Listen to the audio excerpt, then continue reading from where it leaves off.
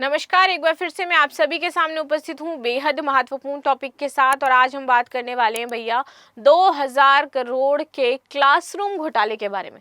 अभी तक हमने चारा भूसा घोटाला, 2G स्पेक्ट्रम घोटाला, बहुत सारे घोटाले देख लिए। अब हमने देखा है फाइनली घोटाला शिक्षा में किया जा रहा है। अच्छा, अभी आप लोग अगर कोई दिल्ली से मुझे देख रहा हो तो बताना आप लोगों ने कितने बस स्टैंड दिल्ली में देखे हैं। और मोस्टली बस स्टैंड ऐसे देखे होंगे जो मतलब रहायशी इलाके जहाँ पर मतलब लोग रह रहे हैं और वहाँ पर बस स्टैंड बना दिए और वहाँ पे कभी बस नहीं आती है, नेवर स्टॉप, कभी स्टॉप होती ही नहीं है बस में। मैं रहती हूँ जहाँ पर, वहाँ पर मैंने ऐसे 1 2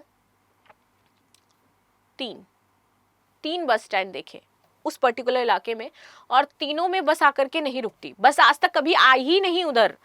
ये तो मैं जिसमें रहती हूँ ना, ये उसके आपके मतलब 1 किलोमीटर से कम रेडियस में मैं बता रही हूँ, ये तीनों हमें मुझे देखने को मिले हैं, ये तीनों बस स्टैंड जो है, और तीनों में कोई नहीं आती है, एक भी बसें वगैरह नहीं आकर के रुकती हैं। शायद 1 किलोमीटर से ज़्यादा भी हो सकता है, मैं एग्जैक्टली किलोमीटर मुझे याद नहीं है अभी, ठीक है। तो वहाँ पर कभी बस नहीं रुकती है, लेकिन वो बनाया गया है, उस बस स्टैंड को जानबूझ कर बताया गया और उसको वहाँ पर लिखा गया है पेपर में, और फिर केंद्र को भेजा गया है कि देखो यहाँ पैसा इतना लगा है। और वो पैसा कहाँ गया? जेब में गया, क्योंकि वहाँ पे तो जरूरत भी नहीं थी ना, बस आपने वो ट्रेन डाल दी। और उस बस स्टैंड का पर्टिकुलर जो पैसा होता है ना, वो 2 लाख रुपए होता है जो दिया जाता है केंद्र के द्वारा। एक बस स्टैंड के लिए 2 लाख रुपए दिया जाता है मंथली, उसके मेंटेनेंस के लिए, कि उस बस स्टैंड का मेंटेनेंस करना है। मंथली 2 लाख रुपए आता है। वो 2 लाख रुपए, अब 6 लाख रुपए हो गए, मैं उस एरिया की बता रही हूँ, पर्टिकुलर 6 लाख रुपया आ रहा है। वहां बस आती नहीं है, मेंटेनेंस की तो जरूरत नहीं है। अब आपने उस बस स्टैंड को बना दिया और आपके पास महीना 6 लाख रुपया केंद्र भेज रही है, और आप क्या कर रहे हो? उसका घोटाला हो रहा है, यानी कि आप उसके अपने पास रख रहे हो, उस पैसे का कोई यूज नहीं हो रहा है। वो पैसा कहाँ जा रहा है? मंत्रियों के जेबों में वो पैसा जा रहा है। ये तो मैंने एक घोटाला बताया जो मेरे सामने मुझे दिखता है आसपास चलते हुए। अब क्लासरूम घोटाले की बात करती हूँ, जो अभी आज में ही उजागर हुआ है। आप लोग ऐसा मुझे बताना कि आप लोगों ने कितने ऐसे बस स्टैंड देखे हैं इन दिल्ली जो बिल्कुल भी काम नहीं कर रहे हैं, लेकिन वो सिर्फ बनाए गए हैं देखने के लिए, क्योंकि उनका पैसा हर महीने 2 लाख रुपए आ रहा है।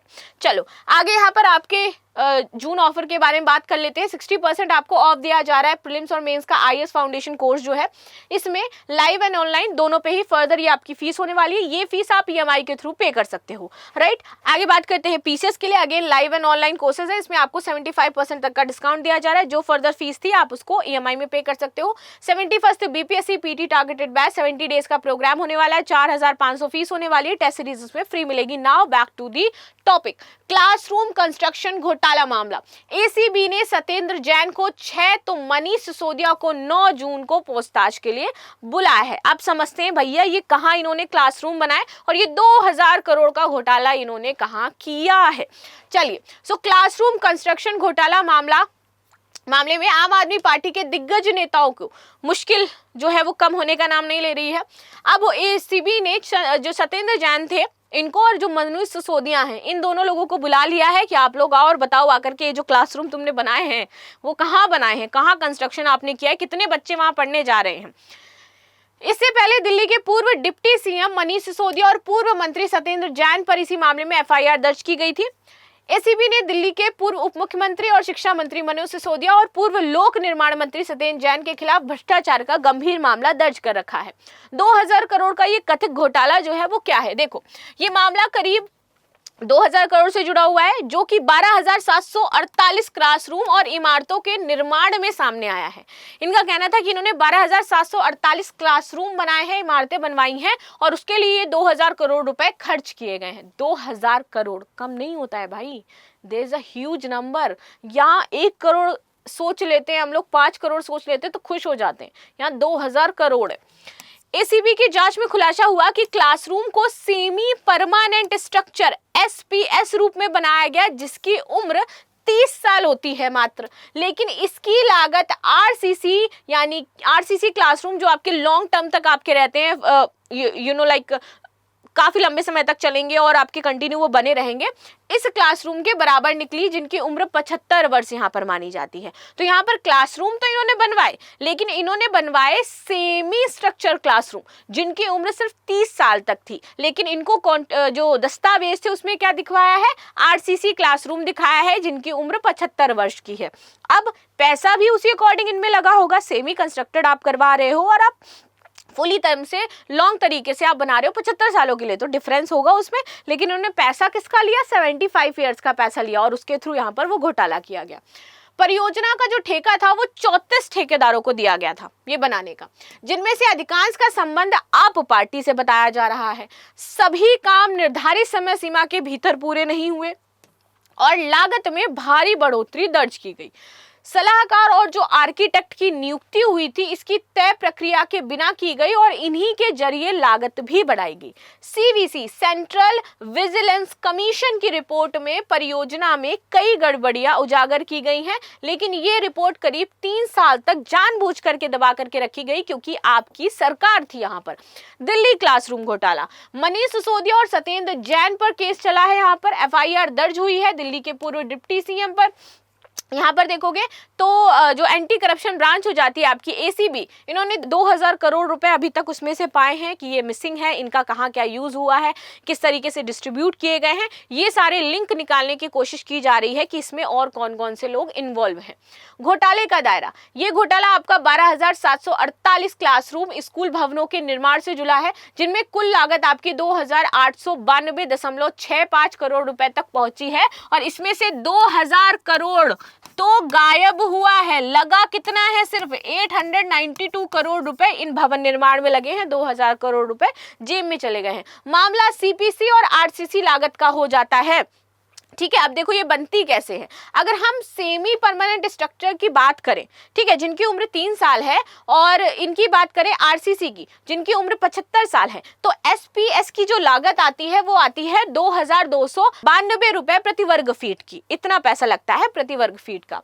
लेकिन अगर आरसीसी की बात करें तो इसकी जो लागत आती है वो आपकी आती है 2,044 से 2,416 रुपए प्रति वर्ग फीट का।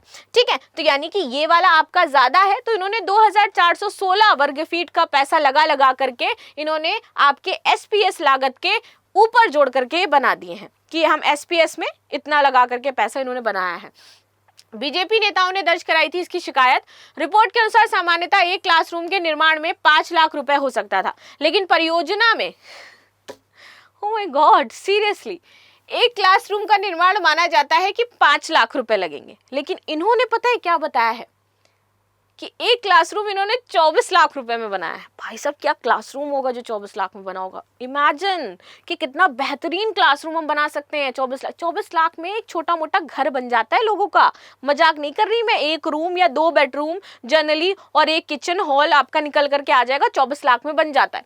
अब इन्होंने 24.86 लाख रुपए में प्रति कक्षा बनाई है। बेहतरीन, मतलब मैं तो कुछ कह ही नहीं सकती। अब सीवीसी की रिपोर्ट में यह भी कहा गया है कि एसपीएस निर्माण की लागत 2,292 प्रति थी, जबकि पक्के स्कूल भवन की लागत आपकी 2,044 से 2,416 रुपए प्रति थी। आते हैं बिना टेंडर कैसे बढ़ी लागत। इस मामले में बिना नए टेंडर के कुल रुपए आप देखोगे तो 326.25 करोड़ की लागत बढ़ाई गई, जिनमें से 205.45 करोड़ रुपए सिर्फ रिचर स्पेसिफिकेशन के कारण यहाँ पर खर्च हुए हैं। एसीबी ने इस मामले में भ्रष्टाचार निरोधक अधिनियम की धारा 17A के तहत अनुमति मिलने के बाद यहाँ पर एफआईआर दर्ज करी थी। एफआईआर संख्या यहाँ पर बताई गई है। धारा कौन कौन सी लगी है तो 409, 120B और पीओसी एक्ट की धारा 13(1) के तहत मामला दर्ज किया गया है। अब एसीबी द्वारा एक व्यापक जांच शुरू हुई है, जिसमें पूरे घोटाले की सच्चाई निकल करके सामने आई है। अब जैसे जैसे ठेकेदारों का पता चलता जाएगा उसके अकॉर्डिंग कार्रवाई होकर के इनको वापस से जेल भेज दिया जाएगा। अभी बाहर आए थे कुछ दिन पहले जेल से, अब ये वापस जेल में जाएंगे। ठीक है, तो ये तो था घोटाला जिसके बारे में हमने चर्चा करी। ऐसे बहुत सारे घोटाले हैं जिनके बारे में हम समय समय पर चर्चा करते रहेंगे। अभी ये 2,000 करोड़ का घोटाला समझ लेते हैं। मतलब आई वाज शॉक्ड, एक क्लासरूम बनाने में चलो सरकार 5 लाख रुपए देती है यार, फिर भी बहुत बेहतरीन क्लासरूम बनता है 5 लाख में। तो इन्होंने एक क्लासरूम 24 लाख रुपए का बनाया है। I literally want to see that classroom कि वो कैसा दिख रहा होगा।